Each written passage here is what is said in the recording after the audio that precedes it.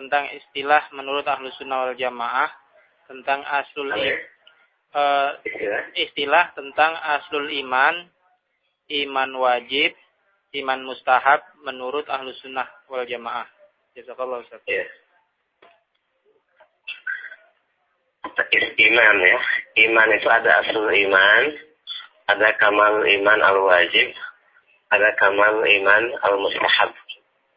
Aslul iman adalah hal-hal yang bila ia lenyap, maka iman lenyap secara total, walaupun kesempurnaan iman yang lainnya ada itu.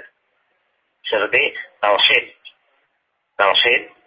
salat itu adalah asal iman. Bila seorang meninggalkan tauhid dan mati melakukan perbuatan syirik, maka iman total lenyap seluruhnya dan tidak bermanfaat bagi dia cabang-cabang keimanan yang lainnya. Jadi yang disebut dengan asal iman adalah hal yang mana bila ia lenyap atau bila ia dilanggar, maka iman lenyap secara total dan kesempurnaan iman yang lain tidak bermanfaat bila ia sudah tidak ada. Yaitu kalau kewajiban yang bila ditinggalkan, maka meninggalkannya membatalkan keislaman, maka melaksanakan kewajiban tersebut merupakan asal iman. Seperti tauhid kan wajib. Ketika tauhid tinggalkan, maka iman lenyap, berarti tauhid adalah asal iman. Salat adalah kewajiban yang bila ditinggalkan, iman menjadi lenyap, maka salat termasuk asal iman. Atau yang haram, contohnya berhukum dengan selain hukum Allah adalah haram. Bila dilakukan, maka iman menjadi lenyap. Berarti meninggalkan berhukum dengan selain hukum Allah termasuk asal iman, dan melakukannya termasuk penggugur keimanan. Itu asal iman. Sedangkan kamalul iman al-wajib, atau sebelum masuk kamalul iman al-wajib, yang tadi yang asal iman adalah bila dilakukan maka orang menjadi kafir, apabila dilanggar menjadi kafir, dan tidak disyaratkan adanya adanya istiqlal, ya, adanya juhud. Tapi dengan pelanggaran terhadap asal iman ini, maka orang menjadi kafir, itu kan. Berbeda dengan orang-orang murji'ah yang mereka mensyaratkan adanya istiqlal atau juhud atau ada takzib terhadap hal-hal yang kaitan dengan asal iman. Makanya orang-orang murji'ah, mereka tidak mengkafirkan penguasa yang berhukum dengan undang-undang, karena menurut mereka penguasa ini masih meyakini Islam. Karena dalam Ahlus Sunnah wal Jamaah, pelanggaran terhadap asal iman merupakan kekufuran dengan sendirinya dan tidak disyaratkan adanya istiqlal atau juhud. Kemudian kamal iman al-wajib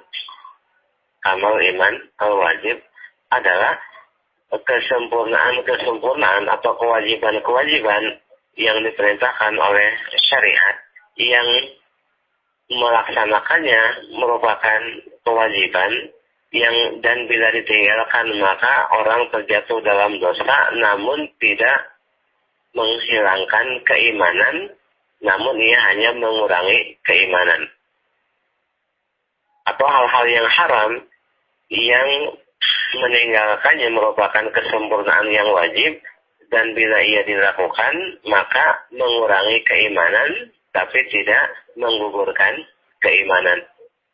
Seperti wajibnya birrul walidain, haramnya zina, mencuri, membunuh. Orang meninggalkan birrul walidain, dia durhaka kepada orang tua. Di sini dia imannya berkurang tapi tidak keluar dari Islam. Seperti berjihad di jalan Allah, itu termasuk kewajiban. Maka jatuh dalam dosa dan imannya berkurang. Apalagi hal-hal yang haram, zina, mencuri, membunuh, bila dilakukan maka jatuh dalam maksiat, berdosa, tapi tidak menggugurkan keimanan. Nah, dalam kamal iman al-wajib ini, dalam Ahlus Sunnah wal Jamaah, orang yang melakukan hal yang haram yang kaitan dengan kamal iman al-wajib, pelakunya tidak dikafirkan kecuali disertai dengan istihlal. Orang yang berzina, membunuh, mencuri tidak dikafirkan kalau sekedar perbuatan menurut Ahlussunnah wal Jamaah, kecuali kalau disertai menghalalkan zina, mencuri, membunuh. Begitu juga hal-hal yang wajib yang kaitan dengan kamal iman al-wajib, menurut Ahlussunnah wal Jamaah, pelakunya tidak dikafir, orang yang meninggalkannya tidak dikafirkan kecuali disertai pengingkaran terhadap kewajiban. Orang mengingkari wajibnya jihad itu kafir. Orang meninggalkan jihad tapi tidak disertai mengingkari, dia adalah pelaku dosa besar tapi tidak batal keislamannya. Makanya kan ketika orang-orang yang tidak ikut dalam perang Tabuk itu kan, yang 3 orang itu, mereka tidak dikafirkan oleh Rasulullah SAW, tapi mereka jatuh dalam dosa besar, sehingga ketika mereka dihajar oleh Rasulullah dan para sahabat, kemudian Allah menerima taubat mereka. Mereka adalah orang muslim gitu kan, karena meninggalkan keimanan yang wajib. Jadi kamal iman al-wajib di sini pelanggarannya mengurangi keimanan tapi tidak membatalkan keimanan, dan pelakunya tidak dikafirkan dengan meninggalkan yang wajib kecuali disertai pengingkaran, dan yang melakukan yang haram tidak dikafirkan kecuali disertai istihlal penghalalan. Berbeda dengan Khawarij terkait maksiat yang kaitan dengan kamal iman al-wajib, mereka langsung mengkafirkan pelakunya.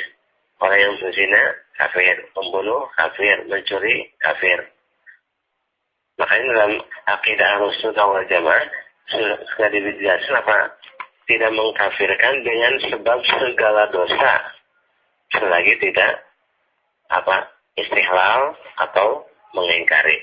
Ini kaitan dengan kamal iman al-wajib. Jadi kaitan tidak dikafirkan kecuali sertai istihlal atau ingkar itu kaitan dengan kamal iman al-wajib. Di sini Khawarij menyimpang. Kalau di asul iman tadi Murji'ah menyimpang. Di Ahlussunnah wal Jamaah dalam asul iman tidak mensyaratkan juhud dan istihlal, berbeda dengan Murji'ah yang mensyaratkan adanya istihlal atau juhud atau takzib. Sedangkan dalam kamal iman al-wajib, Ahlussunnah tidak mengkafirkan pelakunya kecuali disertai juhud atau istihlal. Berbeda dengan Murji'ah yang mengkafirkan pelakunya walaupun tidak ada istihlal atau juhud. Ya, Khawarij. Kemudian yang ketiga, kamal iman al-mustahab, kesempurnaan iman yang dianjurkan. Ada hal-hal yang melakukannya menambah keimanan dan meninggalkannya tidak mengurangi keimanan. Hal-hal yang sunnah contohnya seperti sholat duha, ya. Hal-hal yang sifatnya bukan wajib, yang sunnah, itu ketika dilakukan maka menambah keimanan, menambah keutamaan seseorang, tapi ketika ditinggalkan tidak menggugurkan dan tidak pula mengurangi keimanan, tapi tidak mendapatkan kelebihan keutamaan.